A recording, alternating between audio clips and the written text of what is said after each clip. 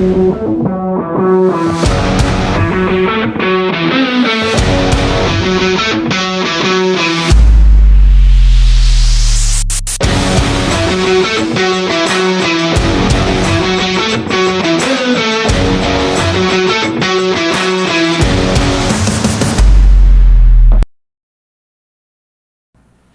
and welcome to the Andrew Ovid Podcast. Today I have a very special guest with me. His name is Marlon Alexander. All right, he's a sales consultant with cars specifically. That's one of the things that I am passionate about, but I know that Marlon could share a lot more about his passion and his skill and his talent. Marlon, welcome to the show. Thank you, Andrew. Thank you for having me here. It's a pleasure. So tell us a little bit about yourself. I know that you have 12 years of 12 years, correct? 12 years of car sales, what's the word I'm looking for right now? Experience, yes, thank you. 12 years of car sales experience. Started back in 2013. I've always had a passion for cars and anything to do with cars. You know, when my dad go to the mechanic, he carried me all the time and just looking at cars and drawing cars. I was a good artist when I was younger, not anymore. Okay. Yeah, so I've always had a passion for cars. So the actual sales role of selling the cars itself now has been pretty good.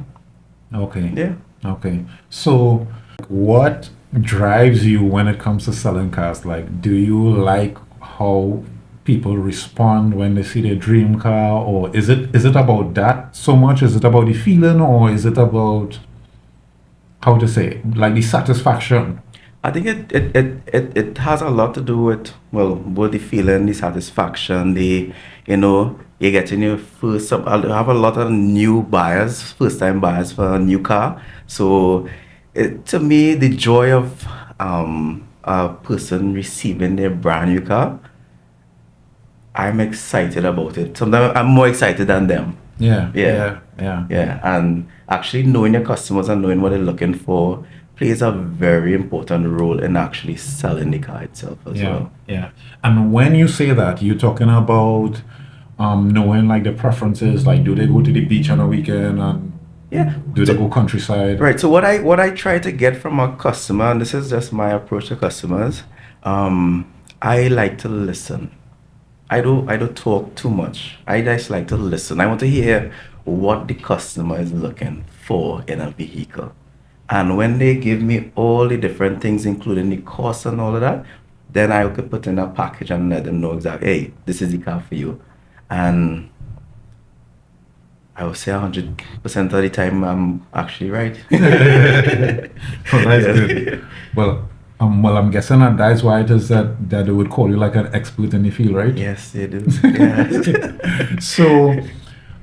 So based on, let's just say the person goes into the countryside, they go to the beaches and so on and stuff like that, you would recommend, how to say it, much more rugged vehicles or family vehicles or like utility vehicles? More utility vehicles actually, because utility vehicles give you a better ride for the type of rough roads and those type of terrains. Yeah. So you go with more pickups, SUVs, that kind of stuff. Okay. Yeah. Okay. Now,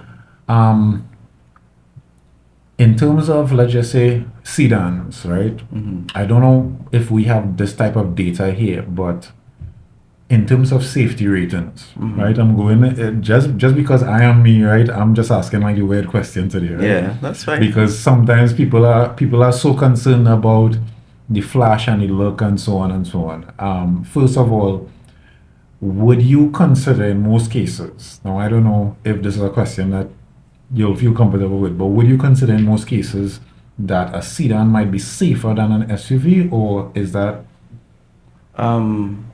I wouldn't say yes or no. It depends. It depends on a couple of things. It depends on the brand. Well, mostly on the brand actually, and their safety rating. Because Okay. different cars has different safety ratings. Okay. Yeah, so most Okay. safety ratings come from an NCAP, and a good safety rating, well, the best safety rating would be a 5-star NCAP safety rating. Okay. So it Okay. depends on the vehicle itself. So for somebody who is looking for safety primarily, Mhm. you would advise that they think that they go straight to the best brand with the best rating. Um, I wouldn't say it's a best brand, but different brands have different price ranges, and a lot of them may have the same type of safety rating. Okay. Yeah, so you have like expensive cars, cheaper model cars. Some of the cheaper model cars may have a good safety rating as an expensive brand car. Okay. Yeah. Okay. So now that we're talking about cheap and expensive, right? Now that we're talking about cheap and expensive, how critical is like your budget or your spending power or the price? Like how critical a factor is that in selling cars? Right, so that plays a major role in terms of selling the vehicle itself. It's based on the customer itself. One, it depends on their their debt service ratio, what the bank call the debt service ratio. So some customers purchase cars cash outright, which is really nice. Like, nothing to worry about. But there are also customers who would purchase cars via their banks. So it depends on their debt service ratio. Then you'll know what cars you could actually put them in based on the type of cars you sell. Yeah, yeah. Yeah.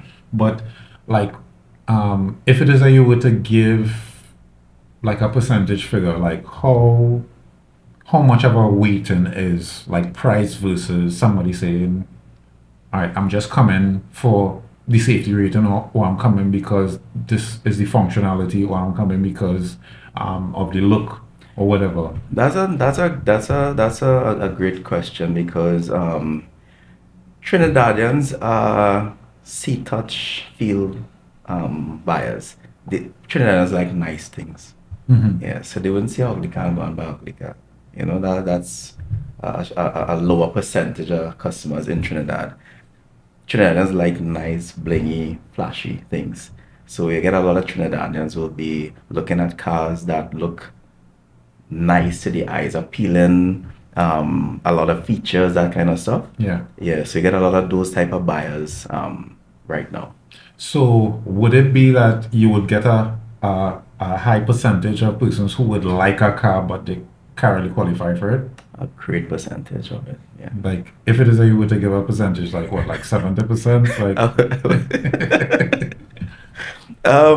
Based on my social media and what customers reach out to me via my ads and stuff like that, you get a high percentage of them not being able to um to qualify. And it's based on a lot of different things. It's based on their salary and what they Yeah. could afford.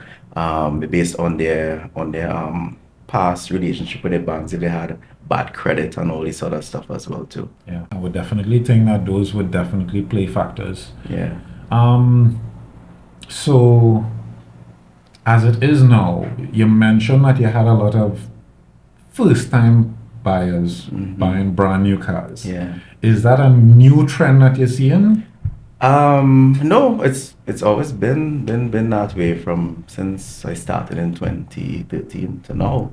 Okay. You still get a lot of people who are first time buyers of brand new cars. They bought a lot of old cars in throughout the years, and this is their first brand new car they purchased. Yeah. Okay. Yeah. Okay, so I think I just mixed You things mixed up a up, little bit. yeah. So I'm thinking that first time brand new car buyer is like, I'm looking to buy my My first first car. car, no. Okay. No. Yeah, because I was now like, my first car was a $20,000 car. Like, I'm still buying first time cars. My first car was much less than that. So, tell me about the age groups now, right? In terms of ages of like buyers and frequency and stuff, you tend to have what? A lot more younger persons or a lot more A lot more persons? older persons. A lot more older Yeah. persons. You get a lot of younger persons. It depends. There are a lot of new buyers as well too, but you wouldn't get a lot of new buyers, like very young people coming to buy new cars. That is few and far in between. Okay. Yeah. Okay. Because you'll Okay. see a lot of them will go.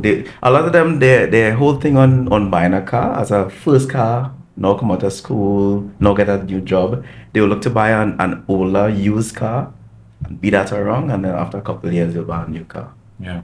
Yeah. Yeah. Or make their second car their new car. After they get scarred by the first one. Yes, correct. All right. So I know that you've been in the space for some time. How has it been on your end in terms of like success? Have you find that it's a competitive environment based on the number of car brands, or have like the relationship with like the clients have always favored you in terms of you always have persons who would come back, or you would always have your strategy to find new buyers? It goes both ways in terms of strategy for new buyers. You put your ads and stuff out there to try and get as much customers as you can. A lot of repetitive customers as well too. That has worked a lot in my favor. Yeah. It's really competitive now, I should say, because you get a lot of the roll-on-roll-off dealers as your competition now, because they're bringing in a lot of new cars now. Okay. So the competition is very fierce. Yeah. Very. I remember when I started in the bank, that was about maybe 2010, right? There was more of the 10% down payment being pushed versus the 100%. And for like roll on, roll off, it may have been 20 to 30% as a down payment versus right now I think it's 100% for roll on, roll off as well now. As well now, yeah. Yeah, so I would definitely think that it's a much more competitive environment. A lot more. Yeah. And to add to that, I think that there's a lot more emerging, I want to say, credit unions and financial institutions that are doing funding, as well as companies themselves that are doing the internal in-house financing as well. So have you seen that the major trend is wherever that people are getting through with the finance, and that's where they would go? Yes. That's the trend They do now. that as well, yes. That's the trend So now. wherever they get in their approval from, they're going to just stick right there and purchase their car. Because a lot of the new roll-on, roll-off dealers, they bring in a lot of, I should say, less expensive options. Okay. Yeah. Less expensive is like what price now? Well, if you're looking at the SUV, you could get like a diesel for like 185. Okay. And that's a hybrid, so a lot of people migrate towards that because the cheaper option, less monthly installment, that kind of stuff. Okay. So are you at liberty to tell persons where it is that you're at right now? Yeah, sure. I'm at Mazda Trinidad. Yes. All right. So you're at Mazda. Yeah. And are you comfortable sharing what other brands that you have sold before? When I first started back in 2013, I started selling at Lifestyle Motors, Suzuki. Okay. Yeah. I sold there for like 7 years. Okay. It was a good experience, actually. Nice. Yeah, because when I first started sales, I didn't know that I could have done sales. I wasn't in the sales industry per se. I was doing a totally different job prior to sales, and one of my friends was like, why don't you just try out car sales? You could talk to people, you're good with people, try it and see. Yeah. Because at that point in time, I wanted to make a bit more money as well too. Yeah. Right. Yeah. And I just started, hit the ground running, and it was a great experience. Okay. Yeah. So for like the average young person, you will advise them get into car sales because they could make more money? Sales, I don't want to say it like this. I don't want to say sales is not for everybody, but you had to have passion. Okay. You had to have a passion for the product that you're selling, and you also have to have a passion for sales, because it's not easy. It's not an easy job. It's a 24/7 job. Yeah. I would imagine. And I'm sure that you have your full list of, I want to say, like disappointments or like prospects who you think might pull through. Yes, correct. So that's something that you have to be conditioned to. And a lot of customers, I don't know if they think that we as a salesperson might get upset that they went to another brand or whatever the case might be. But all that is in it. Yeah. So it's part of the game. So you wouldn't hold it against somebody. It's like you come on Never. you come on you see a Mazda now and then you're going across and you buy a Kia like No, I just look for the next prospect. yeah. I'm guessing that some people might feel a how. I mean, internally, if it is as they say, listen, I was really looking at that, but Yeah. I can't afford that, so I went and buy a roll on Olaf instead. That's fine. Yeah. I mean, to each his own. I mean, you as a customer have to know what you want, Yeah. what you could afford. So So tell me this. What would you say is undoubtedly the best parts about buying brand new? the best part of buying brand new for me would be one, you have a warranty. So, God forbid anything should happen mechanically, suspension wise with your vehicle, you can take it back to the firm and they could honor the warranty. Okay. Yeah, and a brand new vehicle as well. It's a brand new vehicle, so you'll get a bit more years out of it as opposed to buying a used vehicle. Yeah. Yeah. What about the consideration of like driving out the store and depreciation hits? That's something that you find persons are concerned about or they're never concerned about. No, I mean, at the end of the day, you're driving out of the showroom with a depreciating asset. That's understood.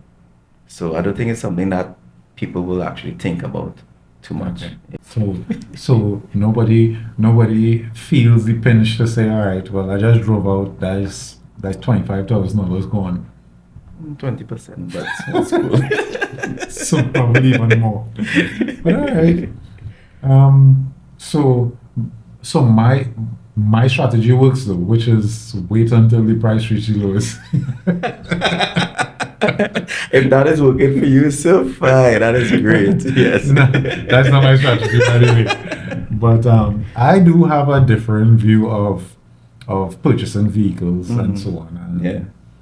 what I've done is strategically purchase vehicles that I would enjoy, but may not necessarily be at the price point that I want to push, and that's just specifically because I regulate my financial ecosystem around my life a certain way, where it is that I want to know every number, every detail, every complexity to the point where I want to be comfortable. Yeah. And which is very important. Yeah, and I think that a lot of people miss certain things, right? So they will say, well, I want to have financial freedom, or I want to have a certain level of financial success. Right.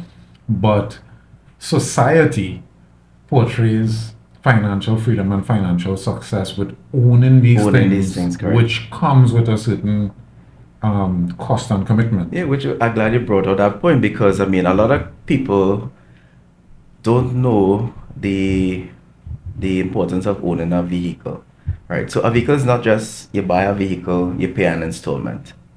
You purchase a vehicle, 3 months down the road, you have to service the vehicle.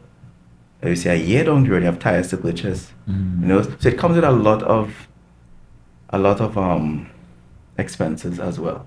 Yeah. So it's not just about just purchasing a vehicle.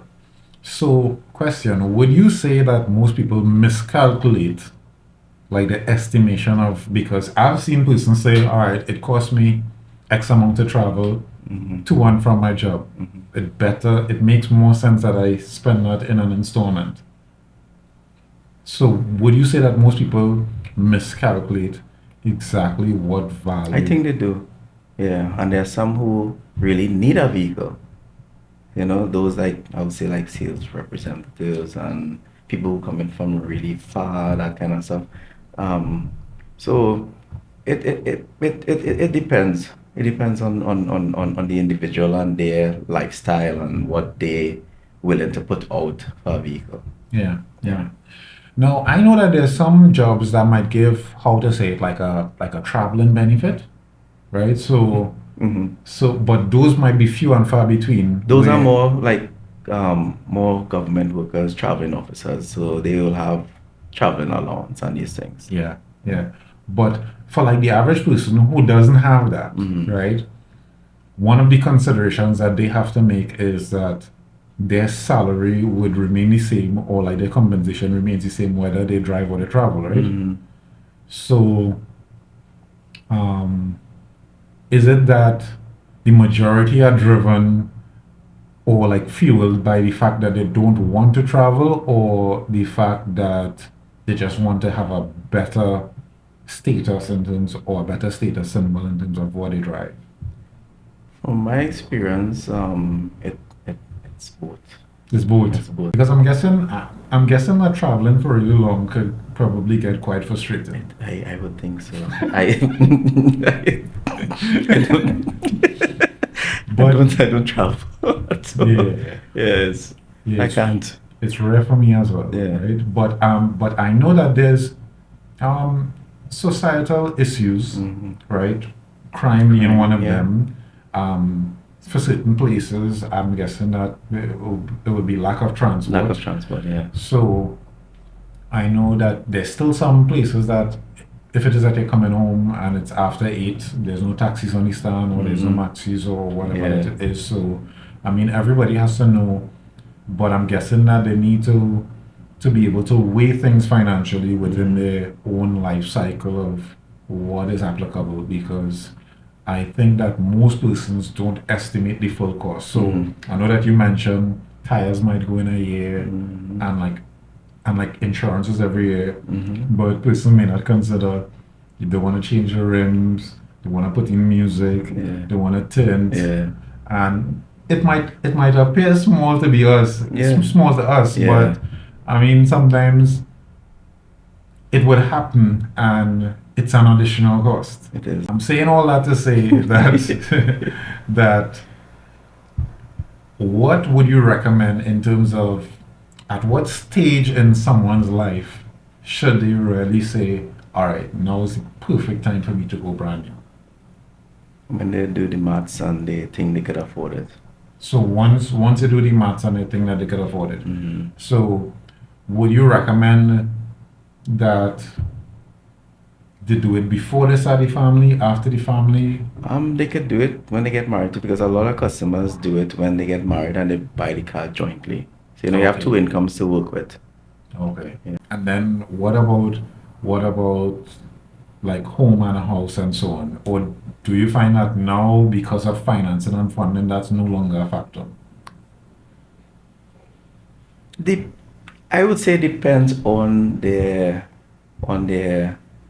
income, because I mean there's a lot of people still working minimum wage jobs and that kind of stuff. So, and you'll see them renting, which will be a easier option for them, because it's not easy to own a house. Yeah, You know, yeah, definitely. It's not easy at all. Yeah, and I think that it's becoming increasingly Increasingly much more difficult. difficult. Yes, correct.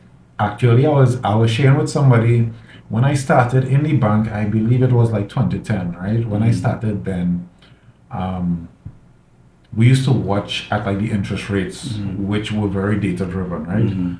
And let's just say that a mortgage was around 6%, then the car loan may have been like 7.5%.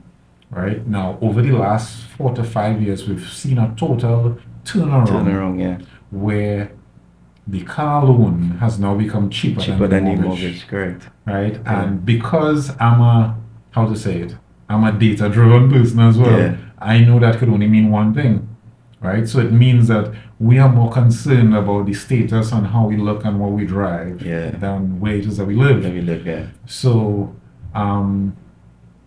so would you say that some persons have given up on the whole house dream and they say, I think so. No, I really think so, because I mean it's really difficult. Based on your income, it's really difficult for you to purchase a house on your own. but they'll join to purchase a car, but Because they wouldn't join because it's easier. Because it's It's easier. much easier. So, Yeah. so we need to tell people that they need to do the more difficult stuff, right? Yes. Yeah. But it's definitely a conversation to be had, Mhm. right? Where I think that people need to do some introspection, Mhm. right? And set some goals and so on, because neither here nor there. I actually think that in the short term, renting is a good strategy in the short term. In short term, yeah. In the very short term, right? Obviously, in the long term, you have to think about cost of living will continue to increase. So it's not going to be sustainable to rent for the long term. Yeah. But I definitely do think that for the short term, it could be a strategy. And me personally, when I got married, I actually rented for 3 years, right? And my game plan in mind was renting at that point was way cheaper than buying a house. So we rented, but we saved like the extra to say, well, this is what would have gone to the house if it is that we took the house then. But let's save this to be able to pay down on the house to get the best possible option that we could. And that strategy, because it was a game plan that was set before, and we stuck with that strategy actually worked for me. And I'm glad that you brought up the word save. That is something a lot of the population is not doing also. Yeah. They prefer spend a lot of money, but I think they lack a bit of discipline in terms of saving, because from my experience from customers who I want. You're qualifying, you got qualified. Where's the down payment? Down payment is like dinner nights, party, shoes. Well, in Carnival, so fete, you Yeah, know. whatever. So yeah, so I think they need to practice saving. Yeah. Because I mean, I'm happy that I saved, because COVID came, we couldn't sell any cars during that whole period, and I had to survive. So thank God I saved. Yeah. At least a rainy day fund should be a mandatory, right? So, and most persons, there's something that I normally teach in class, where your savings could be split into two, or should be split into two, right? For one particular reason, which is most persons save and then they figure out, all right, I need to buy this thing, and then they bring their savings back down to zero. Where I just think that there should be a distinction if it is a saving for something, or saving for like for purchases, as well as saving for your safety net and for your future. Correct. So being able to segment it like that to give somebody some sort of peacefulness, because you're never really starting over from zero, which I see as totally counterproductive. It's like you're running a race and then you come back to the start to run again. You run again, yeah. So I feel like a lot of persons who have like an unhealthy relationship with saving, which is really retaining surplus money from their income, is because they may have been like demoralized over, all right, let's just say I save 2,000-3,000, well, a new phone come out, the money gone, right? Yeah, correct. Or I save XYZ, I see the sneakers and the money gone. So I believe that if persons come up with better savings plans, better strategies to be able to do it, they could find a way to consistently remain motivated. Because what I've noticed is when I make incremental, even if I was saving $20 a day and so on, when I see that balance like going up, you get excited. I feel really good It's about the most continuing. excited to be. It's the most excited thing to see your savings going up. Yeah. You know, and it has a lot, like I said, to do with discipline, and I think it has a lot to do with maturity as well too. Yeah. But I mean, like the housing conversation is definitely one to be had. But I want to swing back to the cars a little bit, right? Because I'm always fascinated by the data, knowing now that a lot of it is 100% financing, right? A lot of it is 100% financing, and not just that, but there'll be like 100% financing with probably, I don't know, 2% cashback sometimes. They might have a little promotion. Yeah. Then they will say 100% financing, but you have 2 months or 3 months to start paying. Yeah, deferred payments. So it's very, very enticing. Yeah. It's very, very enticing. And I think that it even takes discipline for somebody to take a stand to say, hey, what? They say that it's 100% financing, but I want to put 10% down. Yeah. Or they say that I'll get 100% like financing, but I want to make sure that I have my safety net in place, because just in case I go and I hit all 4 tires in a pothole, and I have to do over all my tires now, right? What is in position? Yeah, it makes a lot of sense. I mean, and I had a lot of customers as well too who they take 100% financing, and then 2 years they want to sell the car. I said, to make sense, you sell the car in 2 years because you haven't finished even paying off the interest as yet. Yeah. Yeah. So you might have to give it a bit more time and then look to upgrade. And is that something that you see more and more like frequent, like people Mm-hmm. taking shorter cycles to want to upgrade? Like they buy the car now and then Mm-hmm. maybe a year or 2 years down the road, They see something else. nice and they want to upgrade. Yeah, so people who want to upgrade, I was telling you, need to make a big down payment want to upgrade quickly, make a bigger down payment on the vehicle so that you're clear a bit of the interest. Because a lot of the interest isn't finishing paying in like about 3 years, depending on the cost of the car. Yeah. I don't know if it is that you follow the stats, but because I'm a finance guy, sometime around last year, maybe October, November, I came across an interesting stat that was saying about that auto loans for the year for 2024 was somewhere around $4.7 billion.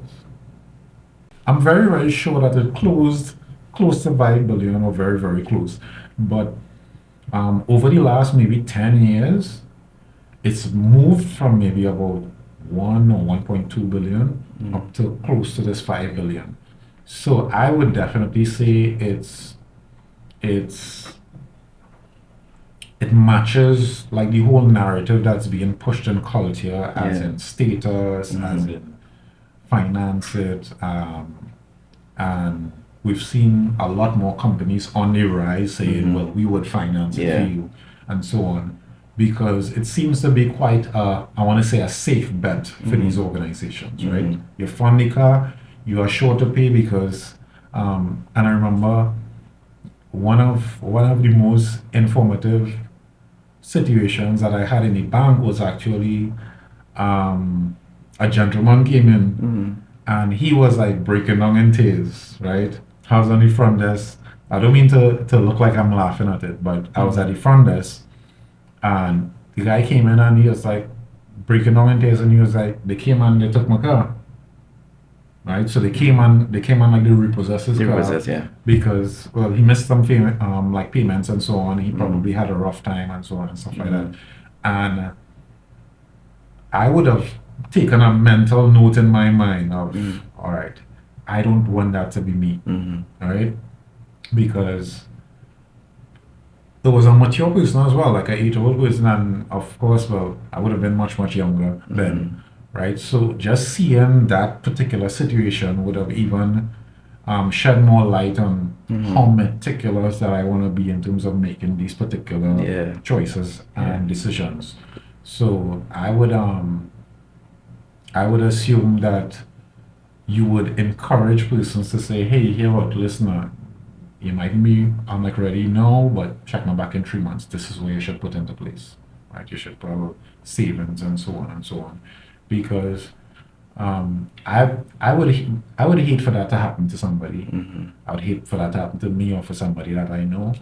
And it's just that maybe the narrative that is pushed is so comfortable and so safe for some of the financiers and not necessarily safe for the purchasers. And yes, they might be able to qualify based on the bank's like recommendations, but that doesn't necessarily mean that they are capable of really handling it. I'm glad you say that too, because you still get a lot of customers will reach out to you for a vehicle. Their salary is some of them salaries like $2,500 a month, and that's the cost, that's the installment for the vehicle, and they will still come and say, yes, I could afford that. But I think there's a lot of financial literacy that needs to be taught still. Because a lot of people don't know how financing goes. And I think that it's a good thing. It's not a bad thing because I feel like when I bring up certain topics, some people kind of go back into a shell like that would affect my sales or how I sell my product, but I actually feel like the more power that you give to the buyer, they are more in position to say, well, I've already done the maths. I know what it is that I could afford. I already have this in place. I already Yeah. have my plan B. Yeah. And they become much more, how to say it, sophisticated, prepared, Prepared, meticulous, all those things like that. I'm like diligent. Mm-hmm. And so I see it as really good when it is that we're able to pass the right knowledge out there. Mm-hmm. So I mean, at the end of the day, knowledge is power. correct. So and also I've seen a trend in the earlys. You would have been able to get like around all of cars for like really reasonable prices, maybe 60,000 Yeah. and so on. Now, Oh, it's skyrocketed. yeah, everything is out the door. Yeah. So in terms of new cars, have you been seeing like ridiculous amounts of I want to say inflation, or you find that things have been on par for quite some time now? Based on how the economy and everything is going, I think it's actually going on par with how, well, inflation is something that I don't think you could actually get away from based on what is going on with the US dollar shortage and all these things. So I think right now cars are actually really still greatly priced. When you say greatly priced, you mean reasonable? Reasonably priced, yeah. Okay, so you think that it's fair communication of value. Yeah. So the issue that we might have is really a monetary issue, as in people just not making enough money.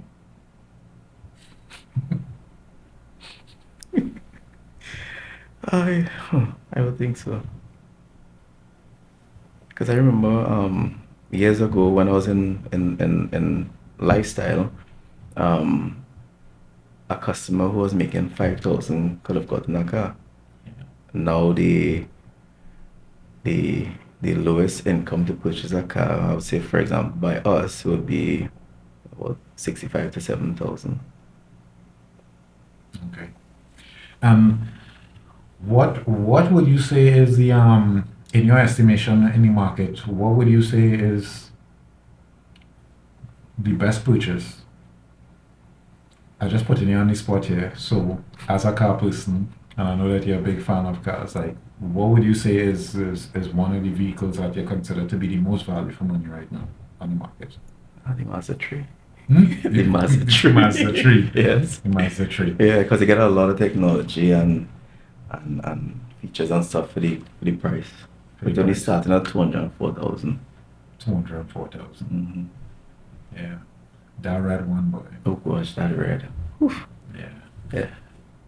Every time that I see it, I'm like, stop calling my name. But hopefully, I'll see how it goes. I'm very, very particular, but any other that you find that is really good value for money out in the marketplace? I'm sorry, but I'll only promote my Mazda right now.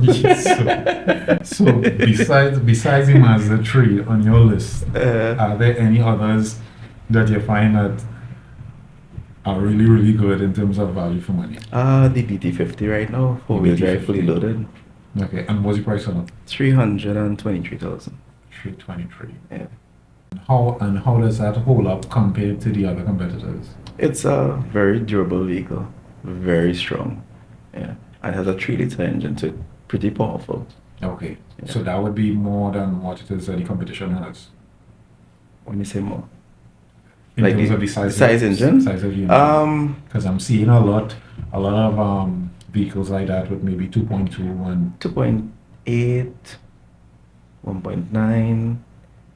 Yeah, and although it has a bigger engine, it's still pretty reasonably priced.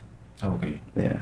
All right, so Marlon, Thank you. is there anything else that you want to say about the Mazda 3 or about... Wait, first of all, tell persons where it is that they could find you on social media.